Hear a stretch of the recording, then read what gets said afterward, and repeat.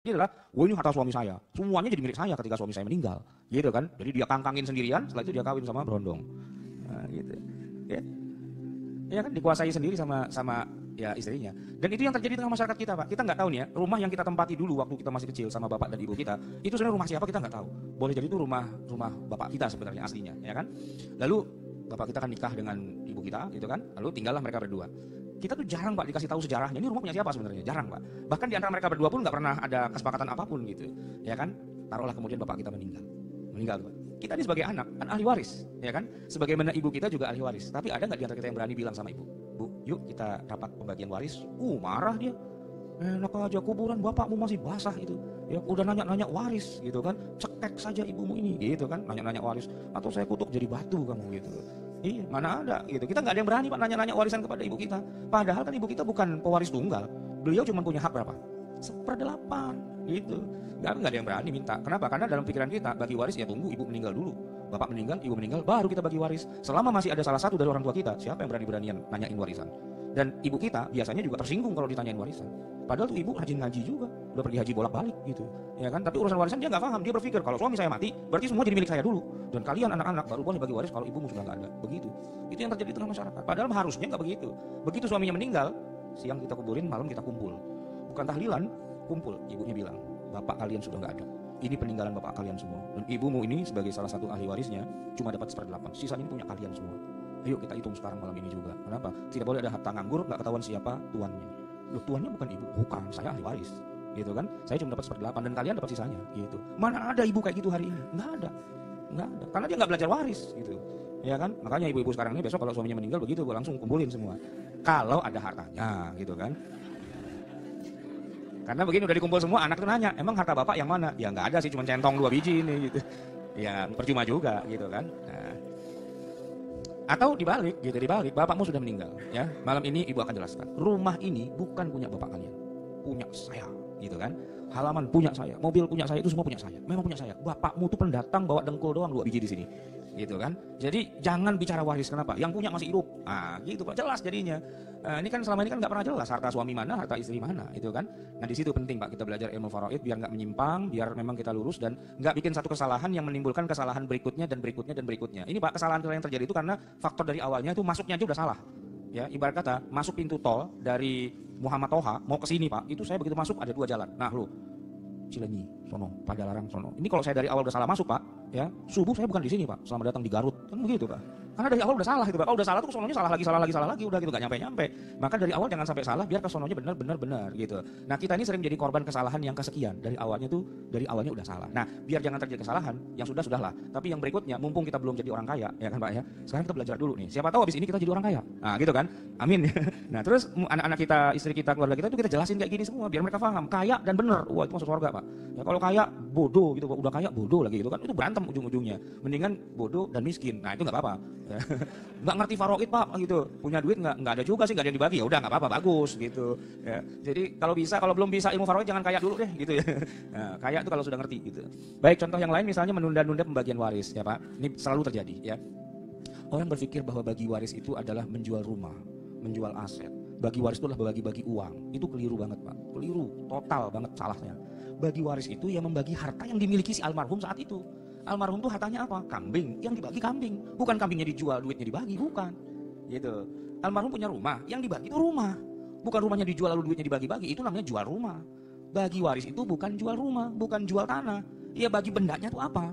Terus gimana ngebagi rumahnya? Ya rumahnya nggak usah dibelah-belah, nggak usah. Seperti warisan seekor sapi, dibagi 3, ya mati sapinya kan gitu. Dimiliki saja bertiga, karena sapinya itu produktif, ada susunya antar yang kita bagi 3. Ya, yang satu netek di situ, yang satu netek di sini, yang satu netek di sini kan begitu. Ya nggak usah netek juga sih ya. Diperah susunya, dijual, nah duit jualannya itu dibagi 3 sesuai dengan bagi waris, bukan sapinya dipotong. Jadi kalau rumah nih Pak ya, rumahnya ini produktif, ternyata bisa jadi kos-kosan, bisa jadi rumah kontrakan dan sebagainya, kontrakin aja, tapi kita pemiliknya bertiga. Nah hasilnya ya kita bagi 3, nggak harus rumahnya kita potong-potong kan begitu ya. Termasuk kalau nggak produktif juga nggak apa-apa. Ini contohnya Pak, ketika orang tua saya meninggal dunia, ini rumah kalau kita jual jatuhnya murah banget gitu, jatuhnya murah banget karena posisinya kurang menguntungkan lah gitu. Cuman kalau nanti kita jualnya 10 tahun lagi, kayaknya daerah sini akan ramai dan harganya tinggi. Kita sepakat, ntar deh kita jual. Nah itu Pak, selama belum dijual, itu rumah jadi punya siapa dulu sementara? Jadi tidak bertuan. Apa jadi punya bapak kita yang sudah meninggal? Nah, orang sudah meninggal nggak punya hak pemilikan lagi kan? Nah, yang benar adalah kita bagi begitu bapak kita meninggal. Kumpul anak-anaknya, karena saya tuh 4 bersaudara, 2 laki, 2 perempuan. Maka pembagiannya gimana? Sederhana, 2 laki itu kita kali 2 orang. Jadi seolah-olah 2 laki itu adalah 4 perempuan plus 2 perempuan, berarti ada 6. Jadi rumah itu kita bagi 6. Kepemilikannya, bukan rumahnya kita belah 6, enggak, kita memiliki. Jadi saya sebagai anak laki-laki dapat 2/6 bagian dari rumah itu. Saham saya adalah 2/6 atau 1/3. Saudari saya yang laki-laki juga 1/3. Nah, 2 orang saudari saya, ya, yang satu 1/6, yang satu 1/6, gitu kan? Itu kita miliki secara bersama. Produktif atau tidak produktif, itulah kita pemiliknya saat itu. Nah, jadi kalau misalnya nanti, wah rumahnya kok harus direnov ya, ya kita kumpul rapat. Ini rumah kita berempat ini, ya, mau ambruk, bagaimana nih, kita patungan apa segala macam. Ini pemiliknya kita semua, bukan pemiliknya bapak yang sudah meninggal dan belum dibagi waris, lalu biarin aja bodo amat, bukan rumah gua ini, hancur-hancur deh. Kan biasanya begitu, Pak. Nggak ada yang mau ngurusin kan? Kenapa? Karena merasa belum memiliki. Padahal ya dimiliki aja secara bersama-sama. Bisa. Ya namanya syarikah. Syarikah itu kan kita bersekutu dalam memiliki satu aset bersama. Yang namanya perusahaan, Pak, jarang dimiliki secara tunggal oleh satu orang. Biasanya perusahaan kecil-kecil iya dimiliki perorangan, tapi kalau udah perusahaan besar pasti ada saham di situ. Nah, rumah kita itu kita anggap aja perusahaan dan kita adalah pemilik saham. Begitu suatu hari harganya naik gitu ya, kita kumpul rapat pemilik saham. Nah, gitu. Ini ada musuhnya nih rumah ya, ada yang berani nawar sekian. Bagaimana saudara-saudara? Lepas apa jangan gitu. Kalau mereka bilang oke, lepas deh, harga cakep segitu, ya udah jual. Nah, itu duitnya kita bagi-bagi. Ya kan? Itu ngejualnya dalam posisi itu udah bukan rumah warisan lagi, Pak. Emang udah dibagi waris dari zaman awal, dari 20 tahun yang lalu ketika bapak kita meninggal udah kita bagi. Cuman pembagiannya bukan uang, pembagiannya adalah saham. Saham atas aset itu, gitu. Nah, misalnya nih Pak, rumahnya nggak laku-laku, sementara ada salah satu saudara kita yang kebelet pengen punya duit. Mungkin dia pengen nyunatin dirinya, udah lama nggak disunatin. Nah, itu gimana? Nah, dia bisa tawarkan, saham saya yang 1/6 ini mau saya jual kepada saudara-saudara, ada nggak yang mau bayarin? Gitu kan? Ya tentu dengan harga pada saat itu kan. Boleh, berapa beraninya? Nah, tawar-menawar lah antara sesama pemilik saham kan. Nah, yang saudaranya yang satu misalnya duitnya lagi agak banyakan, ya udah deh, gue bayarin segini. Oke, deal ya, deal, hitam di atas putih. Udah selesai. Berarti si satu orang yang sudah ngejual sahamnya ini, nanti kalau harga rumahnya naik suatu ketika, dia nggak usah tanya-tanya lagi. Sahamnya udah dijual waktu itu, udah bukan pemilik lagi. Begitu Pak harusnya. Tapi kan kita nggak pernah berpikir seperti itu. Bagi waris itu ditunda-tunda sampai 30 tahun. Ya, kenapa? Karena belum semua pada meninggal. Ibunya ditungguin kagak meninggal juga. Kan kayak ada semacam syarat ya, semacam syarat. Kalau belum dua-duanya meninggal itu belum dibagi waris. Nah, ibunya itu ditungguin nggak meninggal, anaknya pada mati gitu kan. Anak pertama meninggal, anak kedua meninggal, ketiga meninggal. Lama-lama ibu bilang bukannya saya meninggal malah pada yang lain pada meninggal. Nah, gitu. Akhirnya gimana? Ya kan muter-muter itu akhirnya. Gimana cara bagi warisnya itu udah puyeng tuh kalau kayak gitu. Itu tarifnya udah mahal tuh Pak kalau ngitungin yang begitu itu. Menunggu laku dijual. Nah, ini udah tadi saya sebutin ya. Kemudian, nah ini Pak. Bukan ahli waris tapi paling vokal, paling banyak menuntut karena dia nggak tahu gitu ya. Ini sering terjadi juga dalam ribut-ribut di tengah keluarga. Terus apalagi, nah, membagi waris berdasarkan kesepakatan atau adat itu ya, ini sering terjadi di tengah masyarakat. Dan yang terakhir, ahli waris pengganti. Ada istilah ahli waris pengganti, itu kasusnya begini Pak.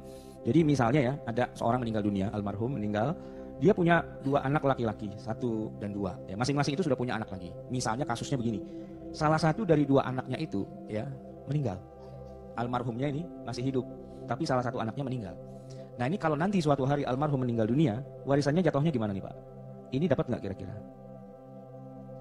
Nah, ini kan udah nggak ada. Ini kalau dia meninggal, yang dapat warisan siapa? Pasti ini dapat ya. Nah, pertanyaannya, ini cucu dapat nggak? Dapat nggak?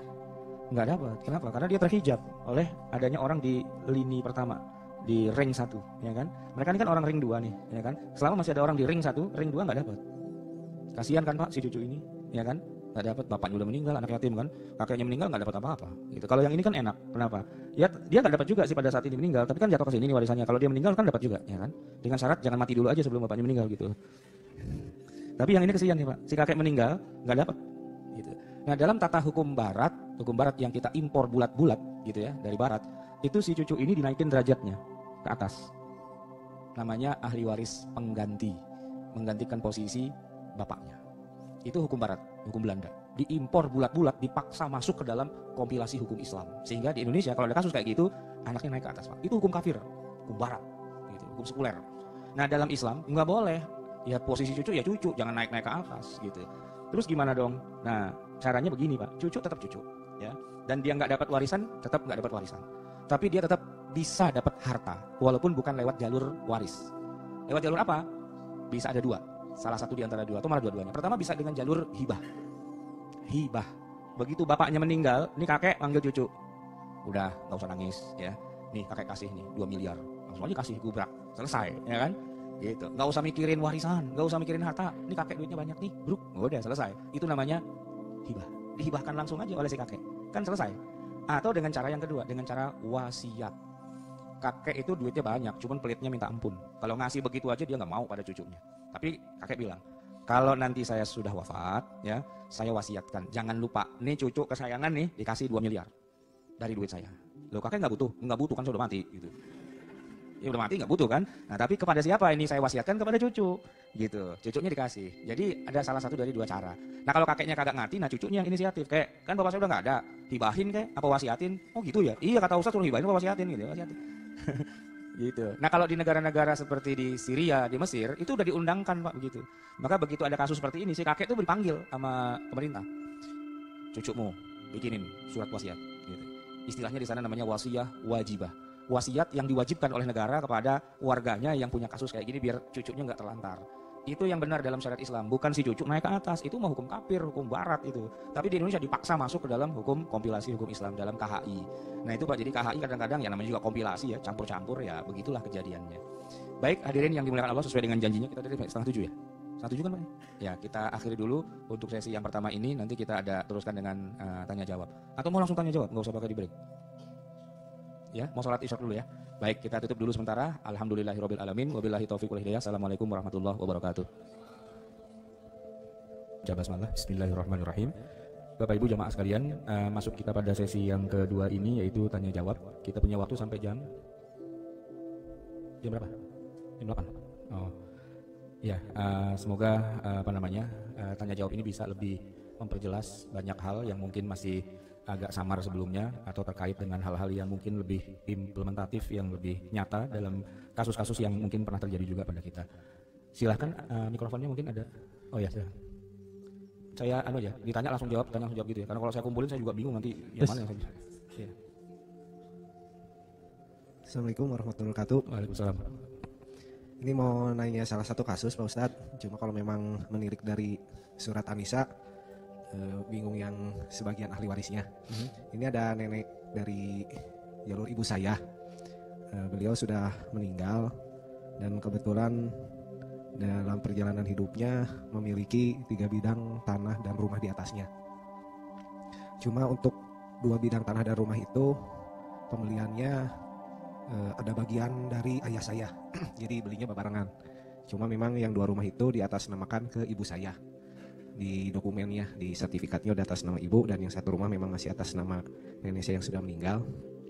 Untuk pembagiannya bagaimana ya, khususnya terkait akad waktu awalnya, kalau dari segi hukum kan udah di ibu tuh yang 2 mah, karena di sertifikatnya atau akta jual belinya pun udah di atas nama ibu. Cuma memang kalau yang memang ada 1-nya itu yang memang masih atas nama nenek saya yang sudah meninggal. Dan juga mungkin ditanyakan juga Pak Ustadz, apakah memang adik kandung juga mungkin dapat, kan kalau 1 anak perempuan tuh 5,5 ya Ustadz ya, setengah bagian waris. Mungkin seperti itu. Yang setengah lagi ya saya bingung itu kemananya. Ya. Wassalamualaikum warahmatullahi wabarakatuh. Waalaikumsalam warahmatullahi wabarakatuh. Jadi gini Pak, kalau kita mau bicara pembagian waris, pertama kita harus tentukan dulu yang meninggal itu siapa. Itu poin penting Pak. Jangan sampai kita udah cerita panjang lebar, ternyata begitu tanya yang meninggal siapa? Enggak Pak Ustadz, belum ada yang meninggal gitu. Nah itu nggak bisa gitu. Waris itu syaratnya harus ada yang mati gitu. Dan kita ngomongin waris berarti ini hartanya orang yang mati ini jadi milik siapa berikutnya, kan gitu ya. Nah kalau dibilang yang mati ada 3, berarti kasusnya ada 3 Pak gitu. Dan itu dihitung dan dibahas sendiri-sendiri. Nah saya balikin, ini yang mau dihitung hartanya nenek, hartanya bapak, apa hartanya ibu? Yang mati siapa? Nenek, ya sudah. Ketahuan kan nenek kan yang meninggal. Nah ahli warisnya kemudian kita tentukan. Jadi nomor 1 tentukan dulu siapa yang meninggal. Nah yang kedua siapa ahli warisnya. Di antara ahli waris itu ya, pertama anak laki-laki. Nenek punya anak laki-laki enggak? Itu kita pastikan dulu. Kalau ada berapa orang. Yang kedua kita tentukan anak perempuan. Nah gitu kan. Nah yang ketiga kita tentukan pasangan hidupnya. Pada saat nenek itu meninggal, nenek itu punya suami apa enggak. Nah yang berikutnya lagi nomor 45, ayahnya dan ibunya almarhum. Ini adalah 6 pihak yang mau tidak mau harus kita pastikan itu ada apa enggak. Kalau mereka ada, mereka harus dapat waris. Nah gitu. Nah kalau mereka enggak ada, ya sudah berarti enggak dapat, gitu kan. Nah dalam kasus bapak ini kan nenek itu kita posisikan sebagai almarhum, ya, dah almarhum. Jangan keserimpet-serimpet dengan istilah nenek. Nenek punya anak enggak? Punya. Anaknya siapa? Nah kita masukin di bawah itu Pak anaknya. Walaupun si anaknya nenek kita manggilnya malah ibu gitu. Jangan kebawa dengan subjektif kita sebagai yang lagi cerita. Kita potong semua panggilan itu, kita ubah menjadi almarhumnya adalah siapa nama neneknya? Sebutin misalnya siapa namanya? Bu Siti. Nah, Bu Siti. Nah, neneknya itu Bu Siti. Kemudian siapa itu ahli warisnya? Bu Siti punya anak laki-laki siapa aja, punya anak perempuan siapa aja, apakah masih punya suami apa tidak pada saat dia meninggal, dan apakah masih ada ayah dan ibunya Bu Siti itu.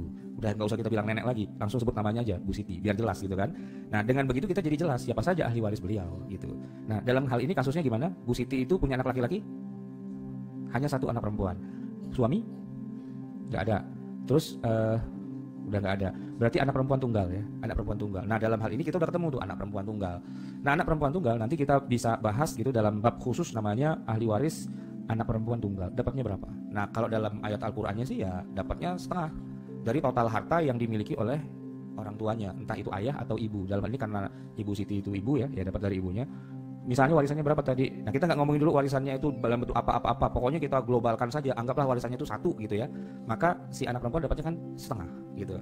Nah pertanyaannya lah setengahnya lagi kepada siapa? Nah kepada siapa itu kita lihat. Apakah nenek Bu Siti ini punya kakak atau adik pada saat dia meninggal? Masih ada?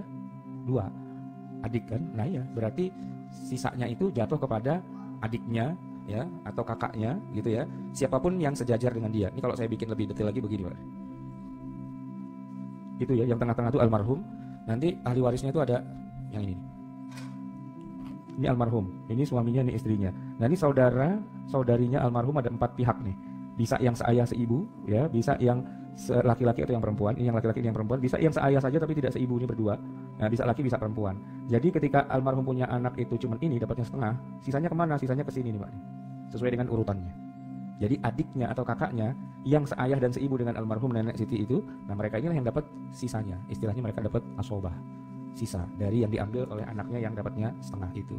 Kalau ini udah nggak ada semua, tapi ini ada misalnya gitu ya, nenek punya saudara laki-laki, ya kan? Saudara laki-lakinya udah meninggal, tapi saudara laki-laki itu punya anak laki-laki yang masih hidup, maka larinya nanti ke sini, ke bawahnya, gitu, sebagai keponakan laki-laki, gitu ya. Baik, itu pertanyaan pertama. Ada lagi Pak? Iya, iya. Yang masih hidup. Yang masih hidup, iya. Ya 1 adik laki-laki dan 1 adik perempuan. Sudah. Kalau yang dari yang meninggal, dari adik-adik yang lain, yang sudah meninggal duluan, itu nggak dapat. Oh enggak ya? Iya. Pokoknya begini Pak, yang dapat warisan hanya yang masih hidup. Yang udah meninggal duluan, itu nggak dapat warisan. Orang udah mati, buat apa dapat warisan? Gitu. Anaknya dari adik-adik itu begini Pak, ya kan adiknya ada yang laki ada yang perempuan ya, inilah sebut ya. Selama masih ada yang ini Pak, maka anaknya di sini nih siapapun dari mereka itu nggak dapat, tertutup oleh adanya adiknya langsung. Iya, adiknya langsung, maka anak-anaknya nggak dapat.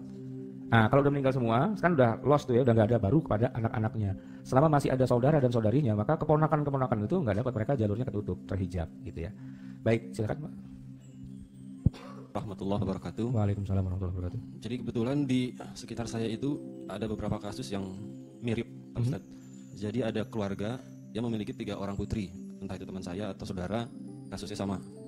Lalu karena satu hal dan alasan lain, salah satunya adalah karena dia sang ayah itu ingin memperhatikan kesejahteraan anak-anaknya, putri-putrinya di masa depan, beliau ini menghibahkan rumah kepada anak-anaknya tersebut. Kebetulan ada yang memang dihibahkan dengan ganti nama, tapi ada juga yang saya nggak tahu apakah diganti nama atau tidak, dibalik nama atau tidak. Lalu pertanyaan yang sering muncul saat saya dan teman-teman atau saudara membicarakan hal tersebut, apakah hal ini memang boleh secara syariah, dan jangan-jangan tata cara seperti itu menzolimi adik-adik atau kakak-kakak sang ayah yang punya harta tersebut. Jadi seakan-akan saya nggak mau bagi harta waris nanti di kemudian hari kepada adik-adik saya, tapi hanya untuk anak-anak saya saja, dan cara-caranya dengan menghibahkan seperti itu. Baik, mungkin itu. Ya, ini memang pertanyaan bagus banget nih, penting banget. Begini Pak, ketika seorang masih hidup dan dia punya harta, maka dia adalah penguasa tunggal, pemilik tunggal dari harta tersebut, yang dia punya kebebasan 100% mau diapain itu harta, gitu Pak. Lain halnya kalau orang itu sudah meninggal, maka justru dia sama sekali nggak punya hak untuk ngatur-ngatur harta, namanya juga udah mati. Termasuk orang yang hampir meninggal, itu udah nggak boleh lagi banyak ngatur-ngatur, karena udah mau meninggal.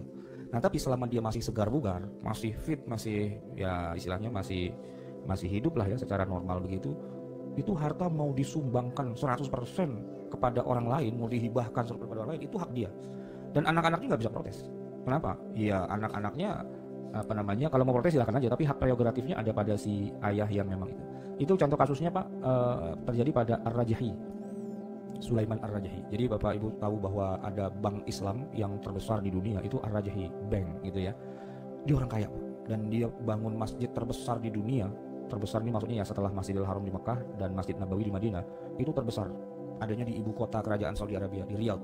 Itu dia bangun sendirian. Bukan sendirian bikin, maksudnya duitnya dia sendiri gitu. Dan hebatnya lagi, seluruh hartanya itu dihibahkan, diwakafkan itu untuk itu semua. Sehingga dia itu nggak punya rumah, nggak punya harta, nggak punya apa-apa, udah semua. Tapi anak-anaknya nggak ada yang protes karena semua anaknya juga udah dapat semua, ya udah punya perusahaan semua. Nah dia pengen mati dalam keadaan miskin biar nanti dibangkitkan menjadi orang kaya lagi di akhirat begitu. Jadi dia nggak punya rumah Pak, tinggalnya sekarang ngemper di masjid yang dia wakafkan itu, ngemper aja di situ udah, nggak punya rumah gitu. Nah itu Pak memang boleh dalam syariat Islam gitu. Nah sehingga ketika ada orang tua yang masih segar bugar, dia mau menghibahkan hartanya kepada siapa saja, itu masih hak prerogatif dia semua. Kecuali kalau dia udah sakit-sakitan, apalagi udah mati, itu nggak bisa ngatur. Tapi kalau masih segar bugar nggak masalah. Dan anaknya karena masih hidup juga gitu ya, seandainya bapaknya ngasih kepada satu anak dan kepada lain anak nggak dikasih, ya silahkan protes gitu. Tapi kan bapaknya bisa bilang, emang punya siapa gitu. Itu kasusnya kejadian pada saya sendiri. Kita kan 4 bersaudara, 2 laki 2 perempuan. Ini ceritanya ibu saya itu manggil kita kumpul. Terus dia bilang apa? Mama ini punya beberapa rumah, malam ini mau mama hibahkan, tapi nggak kepada kalian semua, pada sebagian aja. Anak perempuan 2 orang itu dikasih rumah yang ini sama yang ini. Nih kuncinya, ini surat tanahnya semua, itu jadi milik kamu. Udah ada yang kontrakannya ambil. Tapi kalau rusak, ya benerin lah gitu ya. Udah punya kamu semuanya. Adik saya itu 2 tuh Pak, masing-masing dapat rumah. Terus di keluarga kita ada 1 orang anak asuh. Yang dulu ketika saya masih kecil, dia ngasuh saya, jadi kayak babysitter gitu kira-kira. Tapi sama ibu saya bukan dianggap babysitter, dianggap anak juga.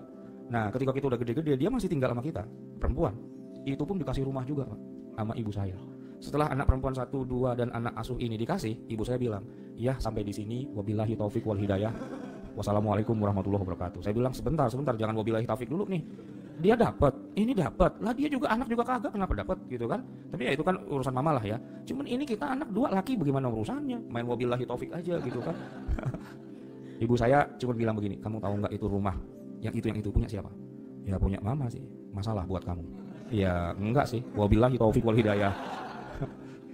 Ya saya protes bisa, tapi kan yang punya siapa, orang punya dia, ya sudah gitu Pak. Ya nggak bisa bilang apa-apa gitu. Ya waktu itu saya rada-rada kesal juga sih, tapi ya alah biarin dah gitu ya. Nah kesininya saya baru sadar ternyata ibu saya tuh sudah punya skenario besar. Begitu beliau wafat kan warisannya ada ya. Nah saya kan dapat 2 bagian, ya kan. Adik saya kan cuma dapat 1 bagian yang perempuan itu.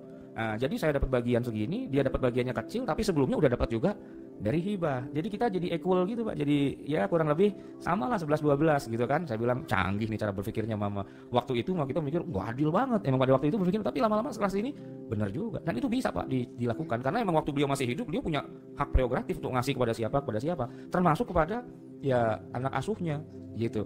Jadi dia punya rumah itu Pak. Saya juga gak punya rumah, dia yang anak asuh punya rumah. Awalnya saya kesel, tapi lama-lama ya bagus juga lah, emang harusnya begitu. Nah itu kan jadi kita tahu tekniknya begitu. Jadi nggak apa-apa seandainya mau begitu. Kalau anaknya ada yang nggak terima mau protes aja, gitu kan? Nggak apa-apa. Paling dibilang emang punya siapa? Ya punya bapak sih. Masalah buat lo? Ya enggak sih. Ya udah selesai kan gitu. Tapi itu dengan syarat dia masih hidup Pak. Ya kan? Nah, kalau dia udah nggak ada susah. Ya berarti bagi waris gitu. Baik. Ada lagi Pak? Assalamualaikum warahmatullahi wabarakatuh. Waalaikumsalam. Bismillah. Ini kebetulan hari Jumat kemarin orang tua saya, bapak saya meninggal ya. Jadi mungkin sangat penting ini. Jadi sebetulnya tadi udah dijelaskan sama bapak. Ayah saya pun begitu. Jadi waktu semasa hidupnya kita ini 4 bersaudara, 1 perempuan dan 3 laki-laki. Semasa hidupnya dia membagikan rumah kepada masing-masing anaknya secara lisan. Gitu. Jadi kemudian sebelumnya kita menyangka itu hibah. Tapi sebelum meninggal, beliau itu berbicara kepada saya dan ibu saya kalau rumah itu pinjaman, dengan mengatakan bahwa nanti bila ayah meninggal, hitung masing-masing nilai rumah jadi yang kalian tempati itu, kemudian nanti ayah punya satu bidang tanah lagi, nanti dipotong jumlahnya dari situ ya.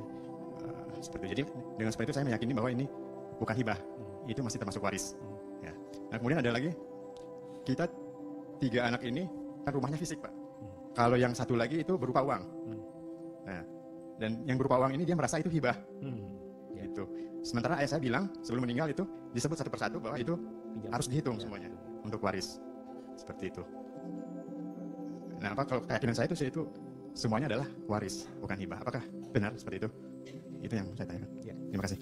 Baik, ini juga pertanyaan penting sekali ya, di mana seringkali terjadi sebenarnya bukan kesalahan yang disengaja, tapi luput saja gitu ya, kurang memperhitungkan hal-hal yang akan terjadi. Maka dalam kajian fikih waris saya menganggap bagian ini memang sangat penting, di mana seorang pewaris itu maksudnya orang yang nantinya akan meninggal dunia dan hartanya mau dibagi-bagi, itu disebut dengan istilah pewaris. Itu punya beberapa kewajiban, salah satunya adalah tadi Pak, menegaskan ketika dia punya hartanya itu apa saja, itu wajib dijelaskan kepada calon ahli waris. Biar jangan sampai calon ahli waris kebingungan, ini punya siapa ya? Ini punya bapak, apa punya ibu, apa punya yang lain dan sebagainya, itu satu. Nah yang kedua, harus menjelaskan kalau ada hal-hal yang sifatnya itu hibah kah, pinjaman kah, apa dan sebagainya, itu harus tegas gitu. Harus tegas. Dan tegas itu dengan cara apa? Selain secara lisan, itu harus dengan hitam di atas putih. Nggak bisa hanya dengan lisan saja, karena lisan itulah yang nantinya akan menjadi bom waktu pada suatu hari nanti, karena saksinya udah pada meninggal, ya kan? Mereka yang punya kepentingan, yang tahu duduk dalam jalan ceritanya udah nggak ada, tinggal cucu-cucunya gitu, yang nggak tahu cerita di zaman itu, nggak ada dokumen, berantem pastilah Pak itu. Makanya pesan saya ini ke depan Pak ya, itu kalau yang namanya mau menghibahkan atau meminjamkan dan sebagainya, tulis, ya itu kan minjem Pak, ya kan? Bapak itu minjamkan rumah pada saya, itu harusnya ditulis. Namanya orang ngutang itu wajib ditulis, ya kan? Idza tadayantum bidainin ila ajalin musamma faktubuhu, wajib itu ditulis. Nah, ini karena antara bapak dan anak gitu ya, dianggap gitu aja pakai ditulis-tulis. Padahal itu melanggar syariah loh Pak. Ya. Bapak saya nih, kamu udah nikah, tuh rumah yang di sana kamu pakai gitu. Itu melanggar syariah tuh Pak. Kenapa? Mana hitam di atas putihnya, ya kan? Nah, mestinya kita tahu, kamu pakai tanda tangan di sini. Di situ ada klausul. Hari ini tanggal sekian, pihak pertama ya, nama siapa dalam ini sebagai ayah ya, pihak kedua anak, dalam hal ini pihak pertama meminjamkan rumah kepada pihak kedua sampai batas si pihak pertama meninggal dunia, dan setelah itu rumah ini harus dikembalikan lagi kepada semua ahli waris untuk dihitung ulang. Itu tanda tangan, ada saksinya, jadi hitam putihnya itu ada, ya kan? Bahkan suami dan istri pun juga harusnya ada juga itu, sebab bisa jadi suami meninggal, istri meninggal, kita nggak tahu mereka sepakatnya apa gitu Pak. Misalnya nih ya, suami menghibahkan rumah pada istrinya, ngomongnya di atas tempat tidur, di kamar mandi, ya udah dah rumah lu ambil dah gitu kan, cuma gitu doang Pak, dah gitu selesai gitu kan. Bapaknya meninggal, ibunya meninggal, anak-anak pada ribut, ini rumah punya bapak apa punya ibu, kayaknya sih dulu bapak pernah cerita, kayaknya. Mana bisa hukum itu dengan istilah kayaknya, itu kan nggak bisa, harus ada hitam putihnya. Maka suami bilang, dengan ini pihak pertama suami ya menyerahkan rumah ini sebagai hibah kepada pihak kedua dalam hal istri gitu kan, tertanggal sekian tanda tangan. Bukan cuma suami dan istri pihak pertama yang tanda tangan, saksi dan semua yang terlibat termasuk semua anak tanda tangan di situ. Jadi jelas ini rumah ini punya siapa. Itu pentingnya hitam di atas putih. Nah kita ini kan dalam manajemen keluarga kita hampir nggak pernah ada hitam di atas putih. Alasannya masa gitu aja nggak percaya sih, gitu ya. Nah padahal itu kan penting buat dokumen suatu ketika nanti. Ya kan wajar lah kalau istri belanja, suami tanya mana struknya, gitu. Bukan berarti nggak percaya banget sih, bukan masalah nggak percaya. Ini buat bukti bahwa kita ini pernah beli ini, di mana, kapan dan sebagainya. Itu manajemennya harusnya bagus gitu.